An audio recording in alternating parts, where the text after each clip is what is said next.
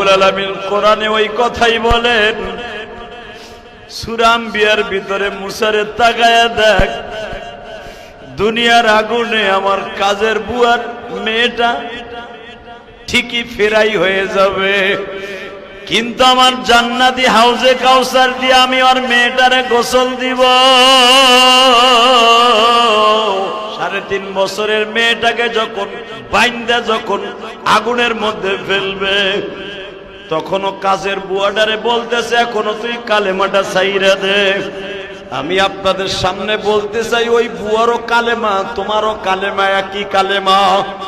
তার কালেমার তোমার কালেমা কিন্তু এক ছাড়া দুই না, একই কোয়ালিটির ইবাদত, একই আল্লাহ, একই ইসলাম, একই সব গো বাবা। 3.5 বছরের মেয়েটারে বেঈমান ছেড়ে দিল, মেয়েটা আগুনের মধ্যে পড়িয়াই মায়েরে ডাক দিছে, মা গো তুমি আমার আগুনের মধ্যে ফেলানো দেই খাবার কালেমা ছাইরা দিও না। মা আগুনে ফেলার আগে অনেক চিৎকার মারছিলাম, মা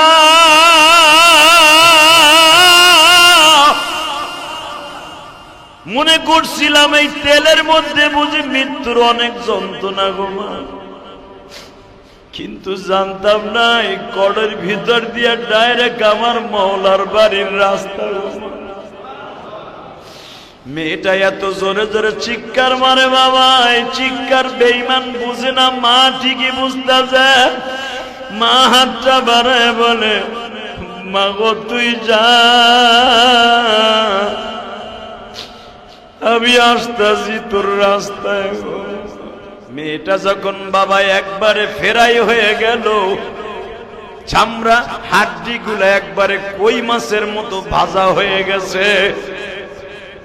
এবার ওই মেয়েটার মা বলতেছে, কাজের বুয়া বলতেছে, এবার আমার পালা। এ বাচ্চা, যাইবার আগে একটা কথা বইলা দিয়ে যাইব, আমি মইরা যাব কোনো দুঃখ নাই, তবে আমার সাথে একটা ওয়াদা দেন। আমার মনে কোনো দুঃখ নাই যদি আপনার বাড়ি অন্তত 18 বছর আমি কাজের বুয়া হিসাবে কাজ করছি, মুসা পয়গম্বরেরও খেদমত করছি, আপনার কাপড় চোপড়ও আমি ধুইয়া দিছি। আপনি একদিন আমার পরে খুশি হইয়া বলছিলেন, তুই আমার জামা কাপড় এমন ভাবে খেদমত করছস, বল তুই কি চাস। আমি একদিন বলছিলাম, আমি আজকে কিছু চামু না, একদিন চামু, সেদিন দিবেন কিনা। তখন আপনি খুশির আনন্দে বলছিলেন, তুই যেদিন যা চাবি আমি তাই দিব। আপনি ভাবতে পারেন আমি বাঁচার লেগে বলবো আমারে ছাইরে দেন না। ওই দিনকার ওয়াদা যদি আপনি খোদা হিসাবে ঠিক রাখেন, এই জনগণের খোদা হিসাবে, তাহলে আমার সাথে যে ওয়াদাটা ছিল, আপনি বলছিলেন যা চাবি তাই পাবি। আমি শুধু একটা জিনিস চাই, আমার ফ্যামিলিতে 5 জন সদস্য, আমরা 5 দিনে তো কয় মাসের মতো ফেরাই হয়ে যাব, ভাজা হয়ে যাব। আমাদের এই ভাজা হাড্ডি গুলাকে আপনি ফেলে দিয়েন না, অন্তত মিনহা খলাকনাকুম ওয়া ফিহা নুঈদুকুম ওয়া মিনহা নুখরিজুকুম তারাতান উখরা। আমার আল্লাহ বলছে, এই মাটি থেকে তোরে বানাইছি, এই মাটির নিচেই নিয়ে আসবো। আমার মালিকের যদি কথা থাইকা থাকে, আমার হাড্ডি গুলা যা একবার ফেরাই হয়ে যাবে, বাজা হয়ে যাবে। আমার ছোট্ট মেয়ে তাসলিমার বডিটা আর আমার বডিটা তেলের থেকে উঠাইয়া আপনি ফেলে না দিয়ে মাটির নিচে দাফন করে দিয়েন, একটা গর্তের মধ্যে দাফন করে দিয়েন। আমি অন্তত কিয়ামতের মাঠে এই 5 জনের কোলের মধ্যে নিয়ে মালিকের দপ্তরে দাঁড়ায় বলতে পারি, মালিক আগুনের মধ্যে ঝাঁপ দিছি, তবু তোর জাহান্নামের আগুনে ঝাঁপ দিতে রাজি না। মালিক যদি ভালো লাগে তুমি আমারে আর জাহান্নামের আগুনে ফেলাইও না। দুনিয়ার আগুন কত ভয়ঙ্কর আমি নিজে দেখে আসছি মালিক।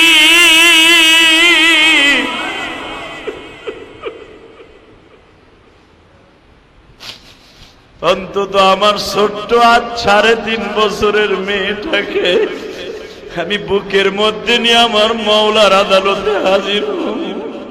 আপনি আমার বডিটারে ভাজা হওয়ার পরে মাটির নিচে দাফন করে দিয়েন। বাজান এখানে শেষ না, বুখারীর মধ্যে দেখবেন আনাস ইবনে মালিক বলেন, আমার নবী যখন মিশর সফর করতেছিলেন, যেখানে মেয়েদের 5টা লাশকে এক জায়গায় দাফন করা হয়েছিল, ফেরাউন কিন্তু তার ওয়াদা ঠিক রাখছিল। তেলের থেকে তাদের 5টা লাশ উঠাইয়া একবারে বাবা কই মাছের মতো ফেরাই হয়ে গেছে। ফার্মের মুরগি ভাজলে যেরকম ভাবে ভাজা হয়ে যায়, গিরিল হয়ে যায়, সমস্ত চামড়াগুলা বাবা ভাজা হয়ে একবারে কড়কুড়ে হয়ে গেছে। এই লাশটারে উঠাইয়া মাটির নিচে দাফন করে দিছে। 1-2 বছর পরে নয়, 3000 বছর পরে আমার নবী দুনিয়া আসলেন। আল্লাহু আকবার বলতে হবে।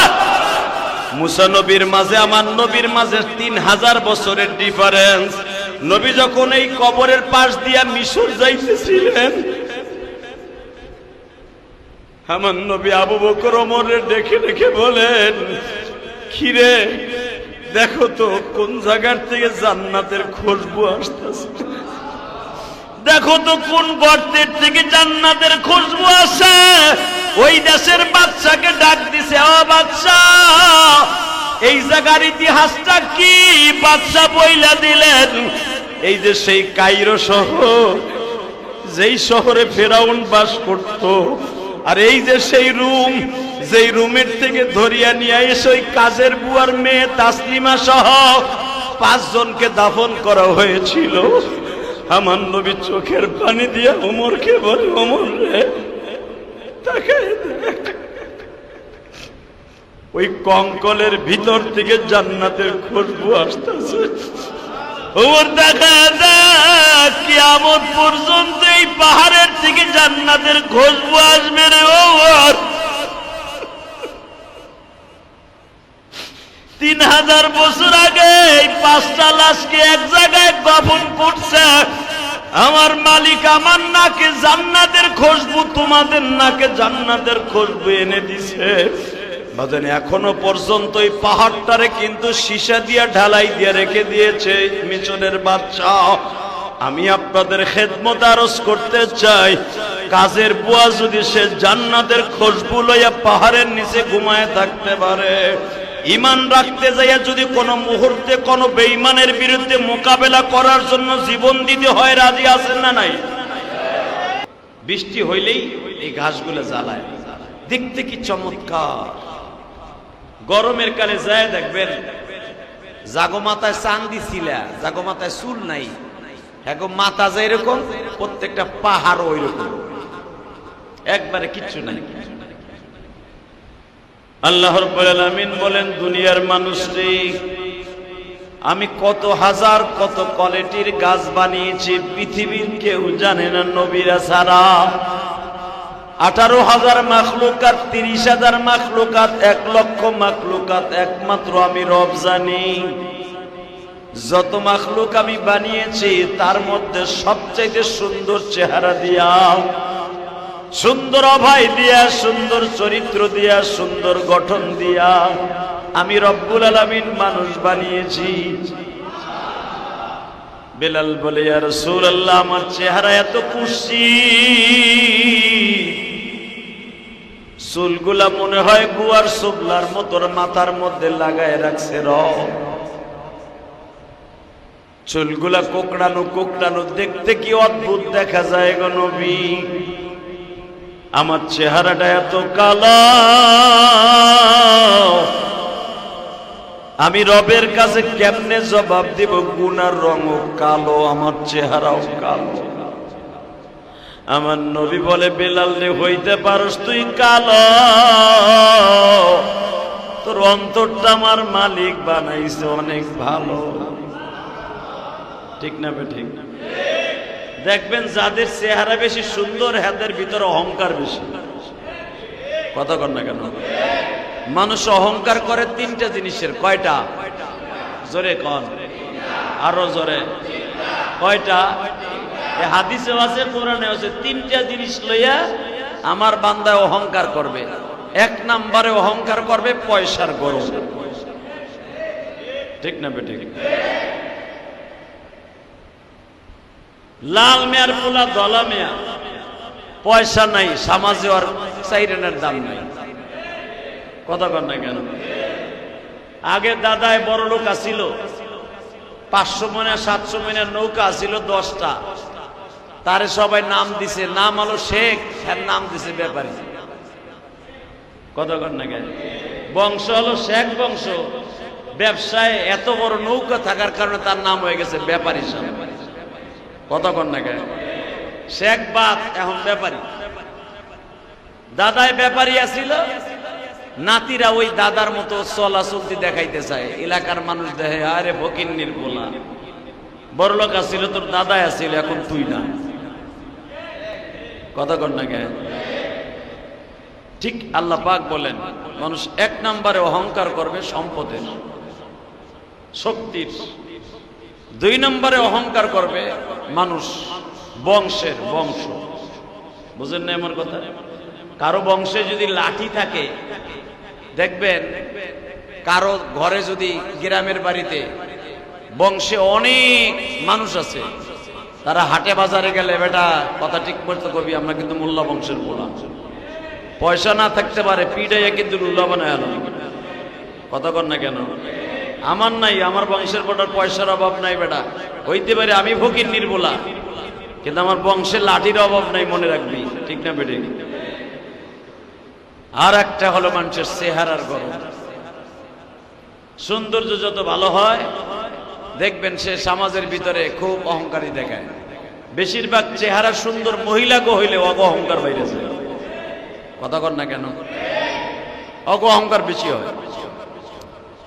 দেখেন না ইদানিং ইউটিউবে দেখা যায়, ফেসবুকে দেখা যায়, চেহারা যখন সুন্দর হয়, এক এক মহিলা ইউটিউবের সামনে বলে আমি এমন একটা বেটার কাছে বিয়া বমু যে এই বেটার মাসে 10 লাখ টাকা ইনকাম থাকতে। ফকিন্নির মাইয়া, পতিতা কোথাকার। কথা বলেন না কেন?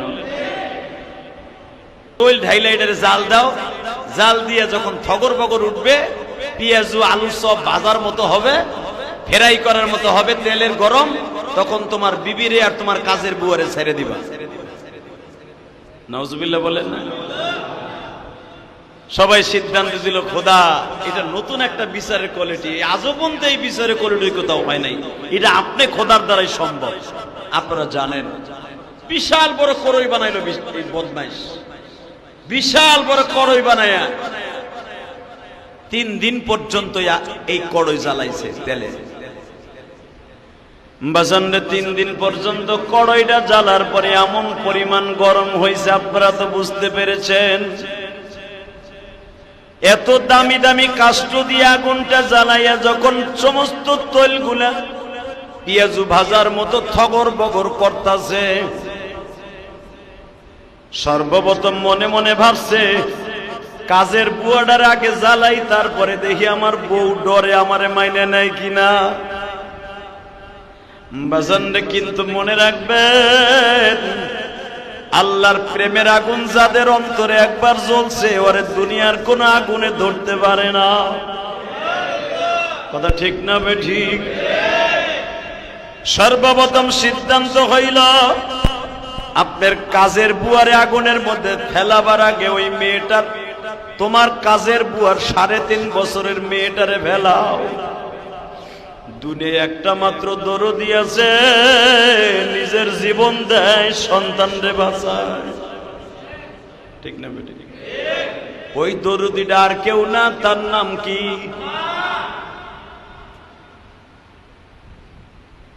ফিরাউন দেখেন কেমন রাজনীতি করে, 3.5 বছরের বাচ্চাটাকে ধরিয়া নিয়ে হাত পা বাঁধিয়া কাজের বুয়ার সামনে আর আসিয়ার সামনে বলে, তোর মেয়েটাকে কিন্তু এখনই এই গরম তেলের মধ্যে ফেলে দিব। মা চিল্লায় আর বলে, আসিয়া আমাদের নবী মুসা কই? আল্লাহ রাব্বুল আলামিন কোরআনে ওই কথাই বলেন, সূরা আম্বিয়ার ভিতরে মুসারে তাকায়া দেখ, দুনিয়ার আগুনে আমার কাজের বুয়ার মেয়েটা ঠিকই ফেরাই হয়ে যাবে। কিন্তু আমার জান্নাতি হাউজে কাউসার দিয়ে আমি আর মেয়েটারে গোসল দিব।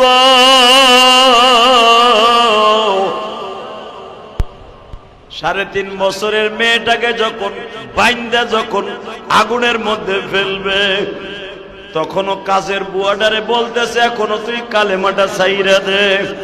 আমি আপনাদের সামনে বলতে চাই, ওই বুয়ারও কালেমা তোমারও কালেমা একই কালেমা। তার কালেমার তোমার কালেমা কিন্তু এক ছাড়া দুই না, একই কোয়ালিটির ইবাদত, একই আল্লাহ, একই ইসলাম, একই সব গো বাবা। 3.5 বছরের মেয়েটারে বেঈমান ছেড়ে দিল। মেয়েটা আগুনের মধ্যে পড়িয়াই মায়েরে ডাক দিছে, মা গো তুমি আমার আগুনের মধ্যে ফেলানো দেই খাবার কালেমা ছাইরা দিও না। মা আগুনে ফেলার আগে অনেক চিৎকার মারছিলাম, মা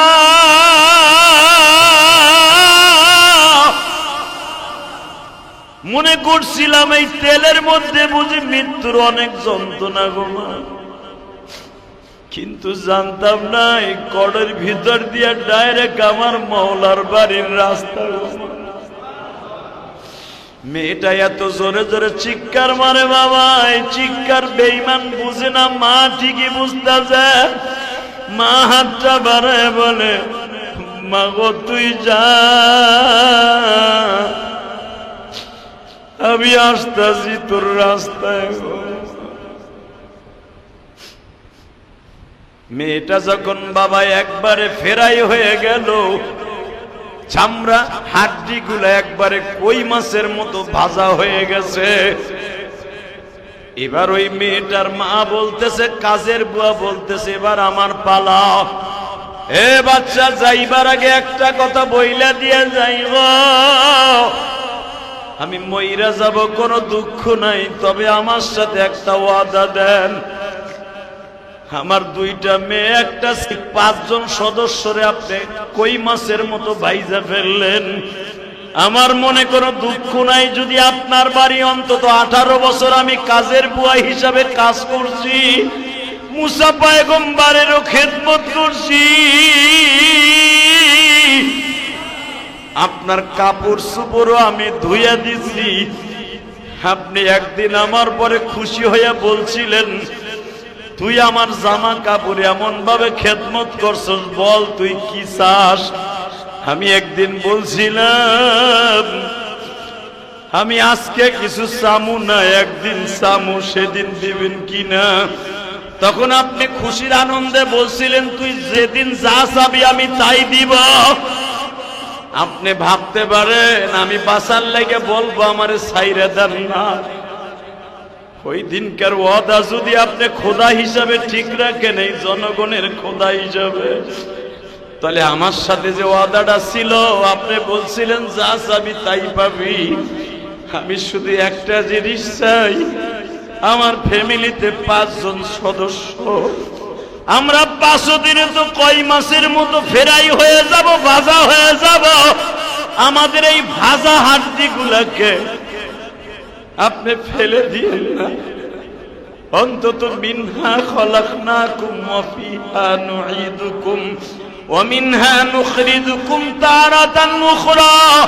আমার আল্লাহ বলছে, এই মাটি থেকে তোরে বানাইছি, এই মাটির নিচেই নিয়ে আসবো। আমার মালিকের যদি কথা থাইকা থাকে, আমার হাড্ডি গুলা যা একবার ফেরাই হয়ে যাবে, বাজা হয়ে যাবে। আমার ছোট্ট মেয়ে তাসলিমার বডিটা আর আমার বডিটা তেলের থেকে উঠাইয়া আপনি ফেলে না দিয়ে মাটির নিচে দাফন করে দিয়েন, একটা গর্তের মধ্যে দাফন করে দিয়েন। আমি অন্তত কিয়ামতের মাঠে এই 5 জনের কোলের মধ্যে নিয়ে মালিকের দপ্তরে দাঁড়ায় বলতে পারি, মালিক আগুনের মধ্যে ঝাঁপ দিছি, তবু তোর জাহান্নামের আগুনে ঝাঁপ দিতে রাজি না। মালিক যদি ভালো লাগে তুমি আমারে আর জাহান্নামের আগুনে ফেলাইও না।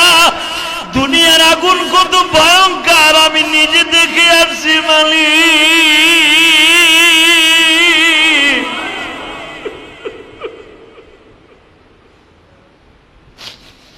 অন্তত আমার ছোট্ট আজ 3.5 বছরের মেয়েটাকে আমি বুকের মধ্যে নিয়ে আমার মাওলার আদালতে হাজির হব।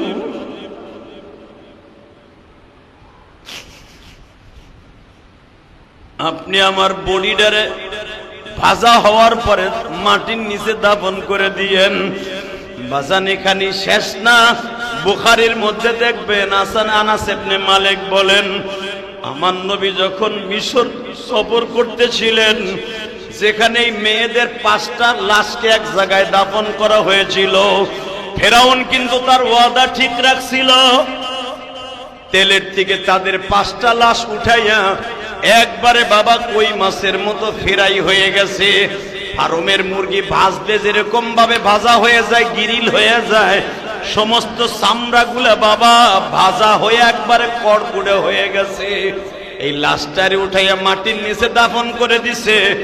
1-2 বছর পরে নয়, 3000 বছর পরে আমার নবী দুনিয়া আসলেন। আল্লাহু আকবার বলতে হবে। মুসা নবীর মাঝে আমার নবীর মাঝে 3000 বছরের ডিফারেন্স। নবী যখন এই কবরের পাশ দিয়া মিশর যাইতেছিলেন,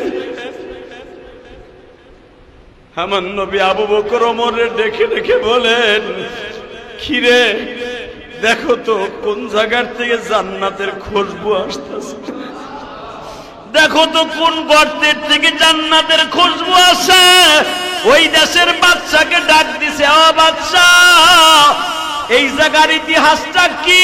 বাদশা বইলা দিলেন, এই যে সেই কায়রো শহর, যেই শহরে ফেরাউন বাস করত, আর এই যে সেই রুম, যেই রুমের থেকে ধরিয়া নিয়ে এসে ওই কাজের বুয়ার মেয়ে তাসলিমা সহ 5 জনকে দাফন করা হয়েছিল।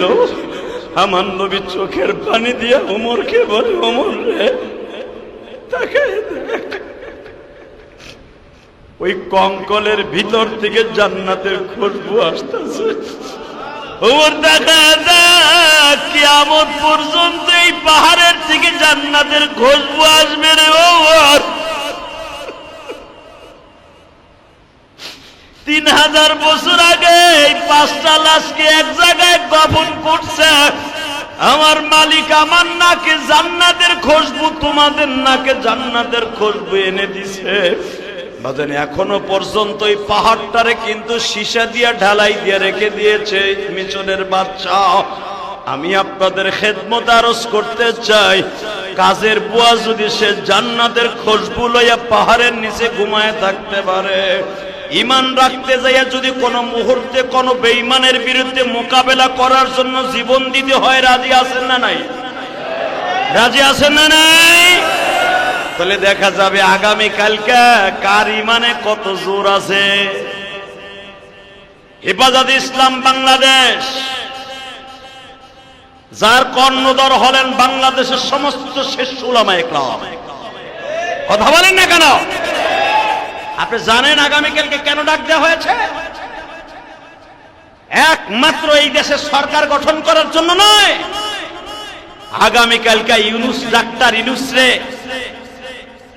আর এই সমন্বয়কদেরকে টাইনা নামাবার জন্য নয়, এই তত্ত্বাবধায়ক সরকারকে নামাবার জন্য কালকে সরোয়ার্দী উদ্যানে জমায়েত করতে পারে না উলামায়ে কেরাম। শেখ হাসিনা যেদিনকা যে আইন পাশ করতে চেয়েছিল, আপনাদের মনে আছে কিনা জানি না, এই আইন পাশ করার জন্য বাংলাদেশের শাহবাগীদের কিছু নর্তকী আর পতিতা পুরুষদের রাতের কাস্টমার, যারা পুরুষদের চরিত্রহীন করার জন্য যে সমস্ত কুস্তিগুলাকে রাস্তায় নেমে দিয়েছিল শেখ হাসিনা। কথা বলেন না কেন? সেই শাহবাগের চত্বর, বেজরমা চত্বর, সেই শাহবাগের চত্বরে শেখ হাসিনা নামাই দিয়েছিল রাজাকার রাজাকার বলে, আলবদর আলবদর বলে, হেফাজতকে চিরতরে স্তব্ধ করে দেওয়ার জন্য, বাংলাদেশকে নিস্তালামত করে দেওয়ার জন্য, চিরতরে স্তব্ধ করে দেওয়ার জন্য সে 5ই মে শত শত উলামায়ে কেরামের রক্তে রঙিন হয়েছিল সেই শাপলা চত্বরের কালো পিচ জ্বালায়। ভুলে গেছেন? ভুলে যায়েন না। আপনারাও ভুললে মালিক ভুলবে না। কথা বলেন না কেন? আমি তখন কালীগঞ্জ শামসুল উলুম মাদ্রাসার প্রিন্সিপাল ছিলাম। আমার মাদ্রাসার ছেলেদের 12টা ছেলে গুলিবিদ্ধ হয়েছিল। আল্লাহর কসম করে বলছি, এই ছেলেগুলাকে আমি ট্রিটমেন্টও করাইতে পারি নাই। যখন আমার কানে খবর আসলো 12টা ছেলে গুলিবিদ্ধ হয়েছে, চড়াগুলি, ছেলেগুলা মারা যাবে, এর ভিতরে 2টা ছেলে মারাও গিয়েছিল। তাদের বাড়ি চাঁদপুরে। ছেলে 2টাকে ঠিক মতো জানাজাও করতে দেয় না হানাদার বাহিনী। শুধু চোখের পানি ফেলছিলাম আমি জিহাদি। 12টা ছেলের 2টা ছেলে মাদ্রাসা আসলো, তাদেরকে খেতা কম্বল দিয়ে ঢাইকে রাখছিলাম। কেন আওয়ামী লীগের হায়নাগুলো যদি জানে যে আমার মাদ্রাসার ছেলেরা গুলিবিদ্ধ হয়েছে, আমার মাদ্রাসা উড়াই দিবে। আমার কানে খবর আসলো, জিহাদি সাহেব, যদি আপনার মাদ্রাসার কোন ছেলেকে পাওয়া যায়, মাদ্রাসা কিন্তু আজীবনের জন্য তালা মেরে দেবে।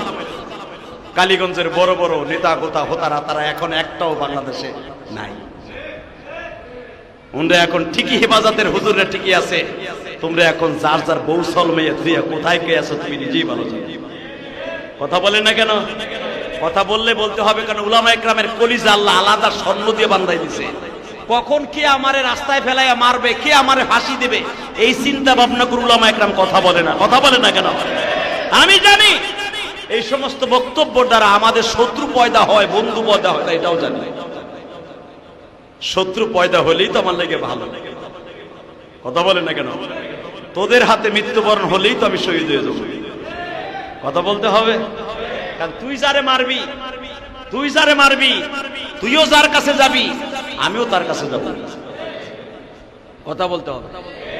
এই মুসলমানের বলা, গতকালকে গেছি গোলাম বাজার, ওখানে মোল্লা ফারুক আছে না, মোল্লা ফারুক, যে কয়েকদিন আগে একটা লোক কোবায় মারছে দিনে দুবারে।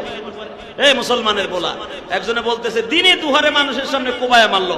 আমি শুধু এতটুকুই বললাম, আপনি যদি কাউকে মারেন, বলা তাসিরু ওয়াজিরাতুল বিজরা উখরা, এটা আমার বাপের কথা না, কোরআন শরীফের কথা।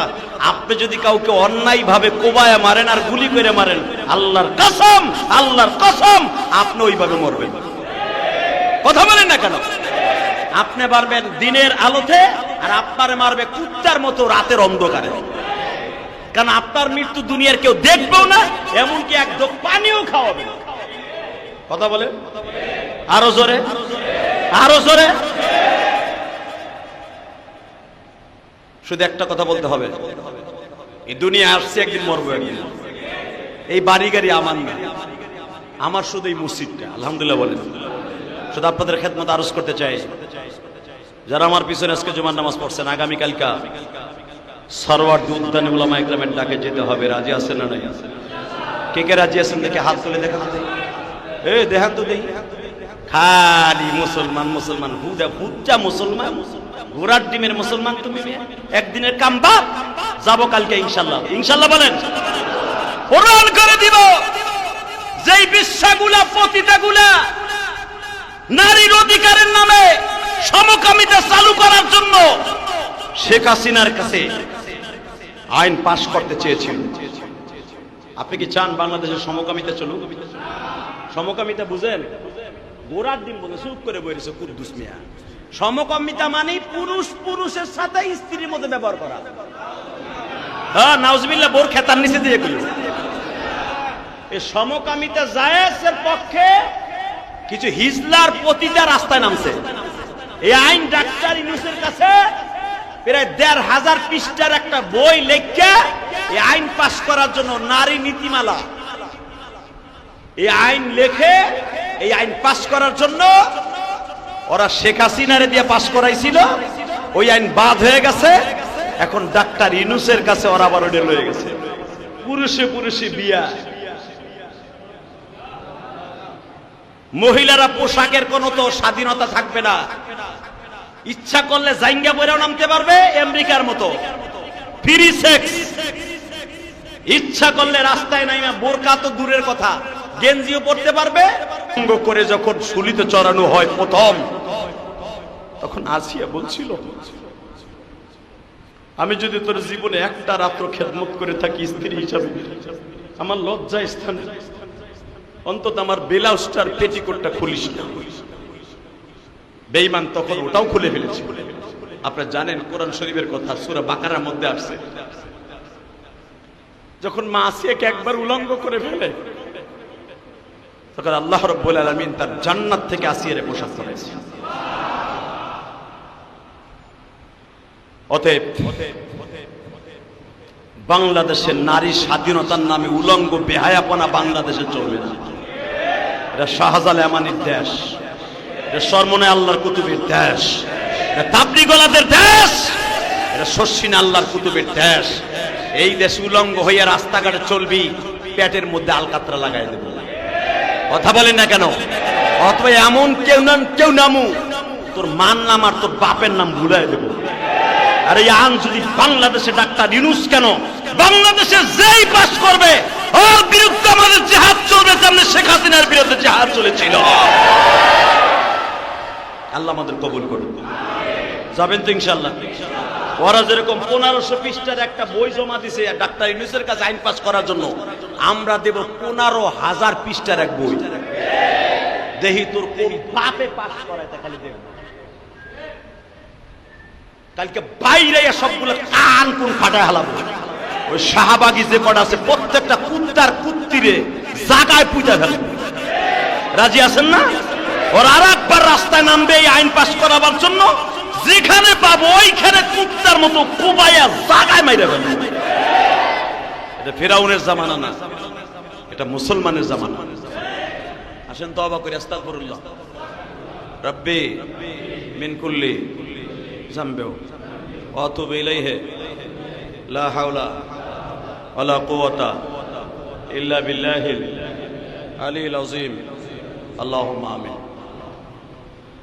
ربنا ظلمنا انفسنا وان لم تغفر لنا وترحمنا لنكونن من الخاسرين। আমাদের এই ভাজা হাড্ডিগুলোকে আপনি ফেলে দিয়েন না, অন্তত মিনহা খলাকনাকুম ওয়া ফিহা নুঈদুকুম ওয়া মিনহা নুখরিজুকুম তারাতান উখরা। আমার আল্লাহ বলছে এই মাটি থেকে তোরে বানাইছি, এই মাটির নিচেই নিয়ে আসবো। আমার মালিকের যদি কথা দাইকা থাকে, আমার হাড্ডিগুলা যা একবার ফেরাই হয়ে যাবে, বাজা হয়ে যাবে। আমার ছোট্ট মেয়ে তাসলিমার বডিটা আর আমার বডিটা তেলের থেকে উঠাইয়া আপনি ফেলে না দিয়ে মাটির নিচে দাফন করে দিয়েন, একটা গর্তের মধ্যে দাফন করে দিয়েন।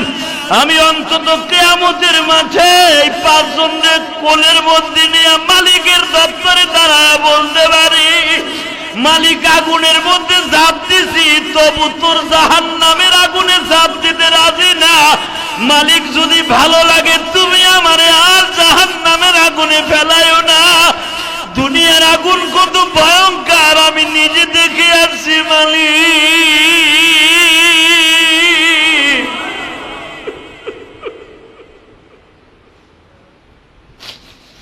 অন্তত আমার ছোট্ট আর 3.5 বছরের মেয়েটাকে আমি বুকের মধ্যে নিয়ে আমার মাওলার আদালতে হাজির হব। আজকে ঘরের মধ্যে যাইয়াই দেখে আসিয়া আর তার কাজের বুয়া 2 জনে তাওরাত কিতাব মুখস্থ করতেছে। আসিয়াও বুঝতে পারে না আমার স্বামী এই টাইমে ঘরে আসবে। কাজের বুয়াটাও বুঝতে পারে না এই টাইমে ফেরাউন সংসদ থেকে বাসায় আসবে। আসিয়াই যখন দেখে 2 জন তাওরাত কিতাব তেলাওয়াত করতেছে, তখনই ফেরাউনের মাথা গরম হয়ে গেল।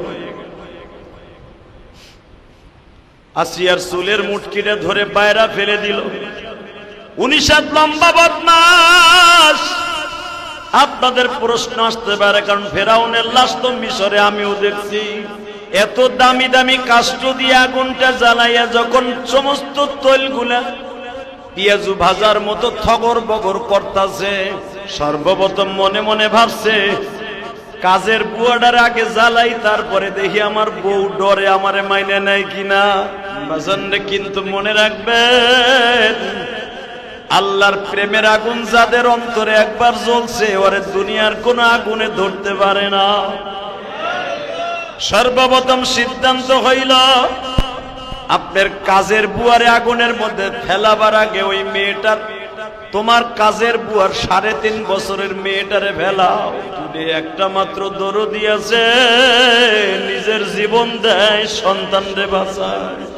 ওই দরদিটা আর কেউ না, তার নাম কি?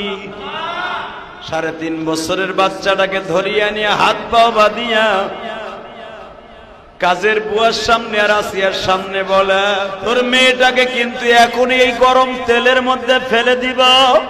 মা চিল্লায় আর বলে, আসিয়া আমাদের নবী মুসা কই?